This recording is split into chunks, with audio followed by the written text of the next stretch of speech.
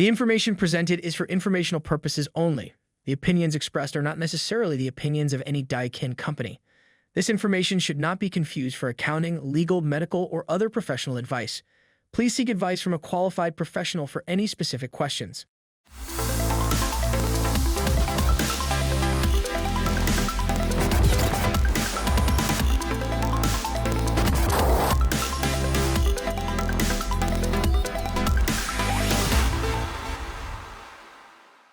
Welcome to the Accelerated HVAC Success program. My name is Ben Middleton. I'm the National Sales Training Manager for the Goodman, Amana, and Daikin brands. Today, we're joined here with Matt Maleske. He is the founder and head coach of CTM, Coach, Train, Motivate. Matt, thank you so much for joining us. Yes, sir. Thank you for having me. So last time we had you on here, we talked about how you got into the HVAC industry. You know, I would love to put you on the spot a little bit here and just ask this question. What is probably one of your more favorite stories just from all of your time that you've been in this industry? I know it's been a while. Oh, wow. That could go a lot of different directions, man. Sure. There's been many. One of my favorite stories is one where I was doing a ride along on a training session, and we were talking about building rapport, and we had gone to this home, and this nice little old lady had answered the door. She was in her 80s, and we got welcomed by a grand piano sitting in the foyer on tilt. And I learned that she had been a music teacher for 42 years. And so I was kind of joke around and say, hey, raise your hand if you think that in the next 2 to 3 minutes that Matt was sitting on a piano pew with this lady, about to play me the piano. Unfortunately, the technician wasn't understanding what I was talking about, building rapport. And sometimes it's taking that time with a homeowner to live and feel their passion about something. And then she went on to just share some other really cool things in her home with me. And at the end of the day, she had an issue with her system, and then the call was the replacement, and she had no qualms about just moving forward with it that day. So I elaborate a little bit more on it, but those are some of the great things about when you're in this trade and working in the homes, that just the stuff that people share with you and the amazing people that are out there. It's a lot of fun for me. This truly is a people business. Oh, absolutely. I mean, I love when you get a group of contractors together and you just hear, and you start off with a story like that, and then all of a sudden you'll have 10 other stories that come out in the room. And it really is it's all about those people. It's about those relationships. It's about, helping solve problems. And that's why it's such a fun industry. Absolutely. So you've been doing some really, really fun things with us right now. The industry, there's a lot of change going on right now. There's a lot of change going on right now. We're talking about low GWP refrigerants. We're talking about, different rebates and incentives for higher efficiency equipment. We're talking about electrification. Some parts of the country, we're talking about, ultra low NOx furnaces and things along those lines. Ductless continues to gain more and more traction, and you're starting to see more and more use cases as contractors are starting to embrace that a little bit more. And for some people, when you get into this time of very fast change, it can be really uncomfortable. There's other people that really thrive in that environment. Absolutely. But you've been going out and talking to contractors about two things that tied very close together. It's sales, right? You've been doing sales for a long time, but then also the applications. Absolutely. As I work with salespeople or selling technicians or business owners, one of the things I keep letting them know, with the way technology is moving forward, with all of the inverter technology, and the sensitivity of the inverter technology, meaning with airflow and the proper sizing, that no longer can we just be salespeople. We have to be, I'm telling them, you have to become a sales engineer. And doing these classes, it's somewhat scary, because when we talk about airflow and CFM and what units need to breathe properly or how to be sized properly, I'm going to say in the upper 80 to 90% of the contractors that I'm doing these classes for have maybe never even done a heat load Hmm. or never completely understood one.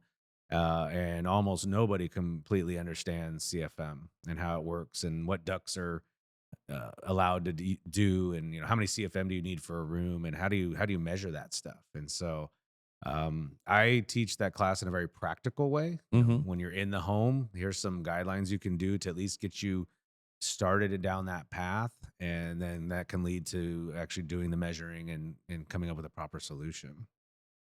Yeah, it is interesting. I think in the industry, you and I actually used to work together in a former life, and I can't believe that it's over 20 years ago I that we know.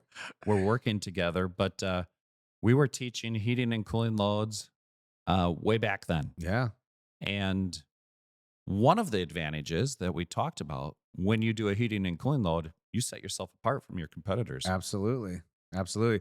And it's funny you say that because absolutely does. No salesperson or any company I've worked with their sales teams is anyone in that area do any kind of duck layout or anything of that nature. Mm-hmm. And we've been talking about these things forever, setting yourself apart as a contractor, as an individual working out in the Mm-hmm. field. But you'd be shocked of how many times the simple things like wearing shoe covers, how many guys don't do it, even though their company requires it. So that's the challenge, is getting the guys and gals to understand what they need to be doing to be at that utmost professional level and doing all those things. And here's something else I've learned, and you probably recognize this too for doing this for 25 years. There's one thing that hasn't changed in all this. We've had all these organizations trying to come up with a new way to sell something, or a new way to do this, or a new way to do Mm-hmm. that. But the one constant has been the customer. They're still looking for honest, contractors that work with integrity, that stand behind what they're going to do, and they want that 100% satisfaction. And so I'm preaching that all the time. That a lot of the trade has kind of moved away from that direction, and it's so more focused on getting the sale. But what does it take to get to the sale? You have to earn the right to sell something to somebody. And so we spent a lot of time discussing those things. You talk about that as we look at a lot of people today, though. I have noticed, and now I have to put myself in this boat. I would not be too excited at the thought of having a salesperson come out to my home and really sell me anything Hmm. if I'm thinking about it. I don't want the roof salesperson to come out. I don't want the window salesperson to come out. Um, and the HVAC. So there's a lot of homeowners today that are looking for other ways to find out pricing. And so it's almost like our industry is shifting. And you used a word that I think is really important, from a comfort advisor to more of a sales engineer almost. Yeah. Yeah.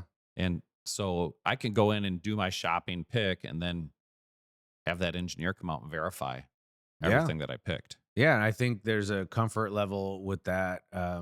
We were just having a discussion earlier today regarding that, and actually, in the training I did the last 2 days, Mm. we discussed that we're in this kind of unique situation with technology. So, I'm 50, so I grew up in both worlds, and I know we're close in age. Yep. So we grew up without technology, and then we had to learn to adapt to technology, and now it's a part of our everyday life.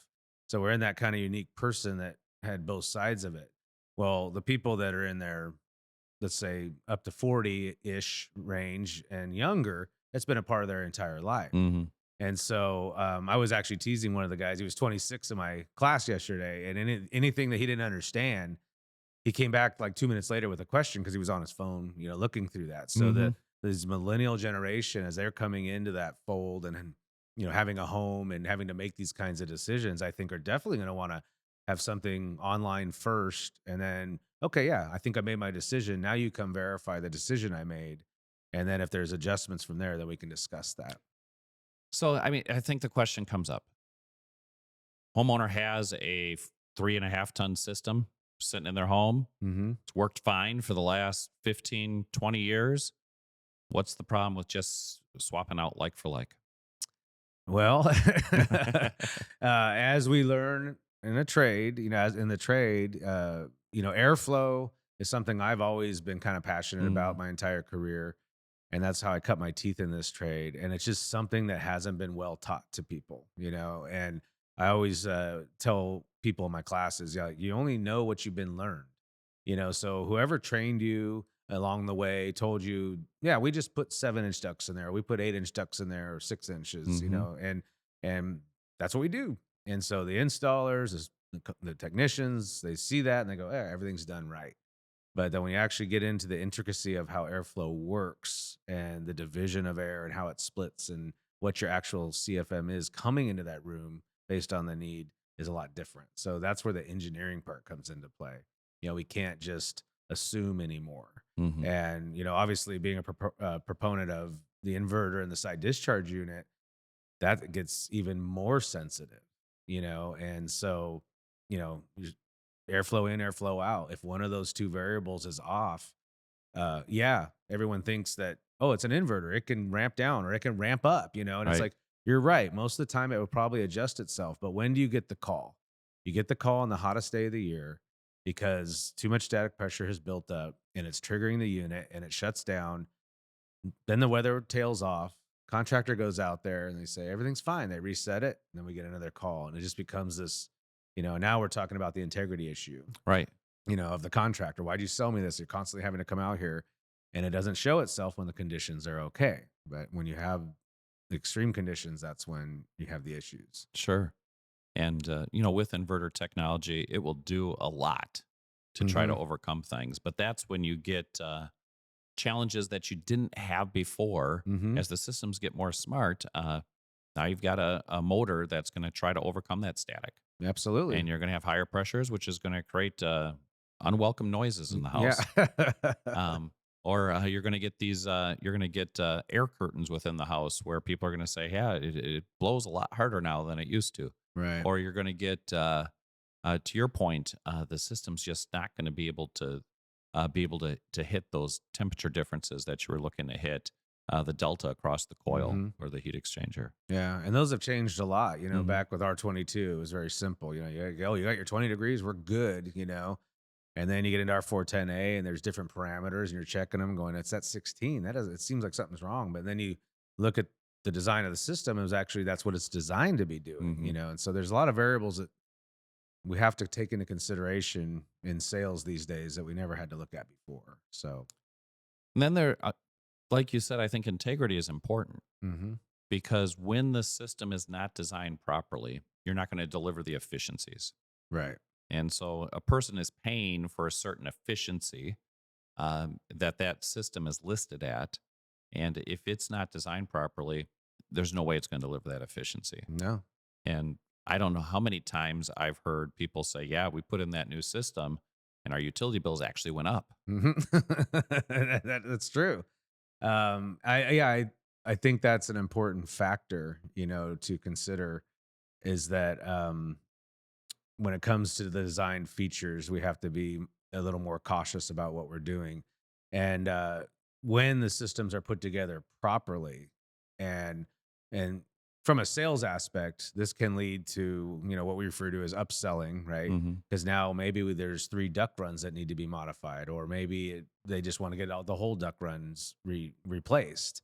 But when we fix it the right way, and I've heard this over and over and over, the homeowners are just ecstatic. Right. They like, I cannot believe that my system works like this. And I was just talking about this the other day in my class. The misnomer that homeowners have: I'm getting a new system, so it's going to blow better, it's going to cool better, it's going to do all these things, only if it's set up right. And that's the issue. So there's standards that are out there. There's manual J, Mm-hmm. which is the load. There's manual D, which is the duct work. Duct design. Yeah. There's manual S, which is the equipment selection, all of the pieces that I'm Mhm. putting together. And there's manual T, which is the grills and registers and how they're going to perform. Uh, you've actually worked with us and you've helped us to develop a course. Mm-hmm. And surprisingly, it's named Sales and Application. Imagine that. But tell me a little bit about that course. If somebody were to sign up one of their selling technicians or their comfort advisors to go to the course, what are they going to learn in there? So they're going to learn a lot about the actual side discharge inverter technology and getting an understanding. Like one of the misnomers that guys have, oh, that's a mini split. And it's like, Mhm. no, that's not a mini split. It's actually a condensing unit, And so we talk about, and it's not super technical, but we talk about at least the fundamentals of the unit, how it operates, and the swing compressors, Mhm. and kind of giving them some distinction between other types of compressors. But I think it's the biggest takeaway is then we go into airflow, and I try to teach it in a way so it's can stick in the brain. Mhm. And the way I teach things is to teach it like as if you were teaching it to a homeowner. So you can get the homeowner involved in the fixing of their issues with the airflow. And we just do some simple practicing techniques for that. And I almost 100% of the time, the techs or the salespeople come out of that class and go, "That was really cool. Like now I can go explain that to a homeowner." And then we take it a step further and we show them the ins and outs of what's involved in a heat load calculation. Mm. A lot of guys don't understand what transfer of heat is, and what insulation means. One of the questions I always ask, for example, is like, I'll write R30 on the board and say, "What is that?" And they go, "Oh, it's insulation 30." I'm like, "Well, define that for me," and they're like, they look at me and they just don't know. And this is a critical factor inside the home Mhm. and towards the heat load. So we go over all the factors, the windows, the doors, and all that, and then we put it to application through a program called RightSoft, which has been around for a number of years. And they teamed up with Goodman Mhm. to actually create a sales profile within the RightSoft program. Yeah. So we could actually use it as a tool to help keep a person on presentation. So Mhm. not only are we going to talk about, here's your heat load, but here's the contributing factors to the cost. Here's what are your contributing factors? What's important to you? And then how to present. And then more than anything, how to position the side discharge unit into the mix of all the different systems available out there. You know, it's one thing I love about the side discharge unit and the inverter technology is that we have a unit now that can compete with the two-stage variable. And, that's always been kind of the go-to. And it's like, wow, would you rather have just two stages or multiple stages that can go from 30 to 100%, Right. And so, uh, to me, it's the wave of the future. I mean, and as you and I both know, airflow and sizing are critical aspects of a side discharge unit. And so we have to print the map for the country really Yeah. on this topic. So you also did a lot of work in taking this course to a group called PNNL out of Washington, Mm-hmm. which is actually working with the EPA Mm-hmm. to make sure that this material is approved to help a contractor get that skilled energy contractor designation. Absolutely. It was a lot of work, right? Both of us Yeah. actually worked on that and the back and forth and making sure we had the right information being provided. But if I'm not mistaken, I believe it's the only sales course that has this type of certification. Most of these have been associated with like installation or Mm-hmm. something of that nature. And from what I understand, as the country's moving forward with electrification, that there are some counties, states that are going to require this certification in order for you to install these things Well, in order for you to get those or the rebates, rebates yeah, for all the of and installation. with the IRA, there's a ton of rebates that are available. Not to mention all of the state and local rebates. Last time I looked at it, I think we're close to 2,000. I think it was 1,000. It was over 1,900 different rebates that are available right now for heat pump systems Hmm. across North America. Absolutely. And, we also work internationally. So we work up in Canada Mm-hmm. and they are taking that to a whole nother level up there. I mean, the government there is actually offering like loans to homeowners, a 10-year 0% interest loan to put in a heat pump. Hmm. And so they're really moving down that sector there. And I'm starting to see it more and more as I travel around. Obviously, every region does things differently, but for example, I was up in Washington State in Seattle and I was doing sales training there for one of our customers and doing ride-alongs. Mm-hmm. Every call was a furnace only in a basement on a tri-level home, and they all wanted to add on a heat pump. Hmm. And it was a furnace only. And so you were talking earlier about mini split application, and every single one of those homes, the main issue was the master bedroom was on the 3rd floor with a vaulted ceiling, and it had one 5-inch duct supplying that room. No way it's going to work. No way it's going to work. So for heat, it's great, right? Natural heat rises and all that. So yes, every single one of those proposals came with an add-on mini split for the master. And that's so interesting too, as our industry is changing, evolving, if you will. I think that's one of the mindsets that needs to shift. It's not just changing that box out anymore. Maybe I'm changing the box out for the ducted system, but it's also adding that supplemental with maybe a ductless unit that I'm putting in there. Maybe it's a multi-head ductless unit because we've got spaces that we don't use a whole lot. Right. And so I just want the demand heat or demand cooling when we're using that space, but I don't want to pay to heat and cool that space when we're not using it. And we saw a lot of use change during COVID and the way people are using different rooms in the home. And so that has an impact too. Yeah, there's a lot of applications in places that you'd be surprised. I mean, 20 years ago when I was a contractor working in the Palm Springs area, you'd be shocked at how many mini splits we were doing 20 years ago because they were flat roof homes. Right. And you couldn't put ductwork in. And when they came out with multi-head systems, we were just like, oh my God. But same thing happens today in Arizona. I worked a lot down in Arizona and in hot locations, exactly what you're explaining. This room just doesn't cut it for us. But instead of revamping everything, could we add something to this room here? And of course, as if you have any experience with a mini split, they're super ultra quiet, and having control for room by room is, pretty phenomenal. So Matt, some people may be watching this and they're saying, I think I need to learn more about this. And we've been thinking about heating and cooling loads for a long time. We've been thinking about duct design, just not quite sure where to get started. How does somebody find out more information about this sales and application training that you have available? Well, as we know, Daikin, Amanda Goodman is a vast network across the United States, and they work with many distributors across the United States. So that would be the first, if you were a contractor, would be to reach out to your local distributor to request that class. And then once they have the request, then we can get it set up through the distributor for a location and a date and things like that. It's a 2-day course. As you know, we learned the 1 day just wasn't enough. That was the common response.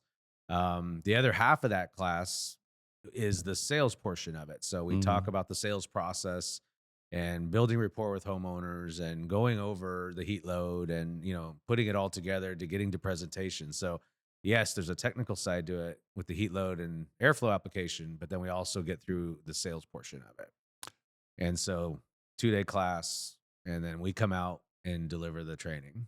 So at the very beginning of 2025, what are some words of advice or wisdom that you'd like to share with contractors as we look into a brand new year that we're in here?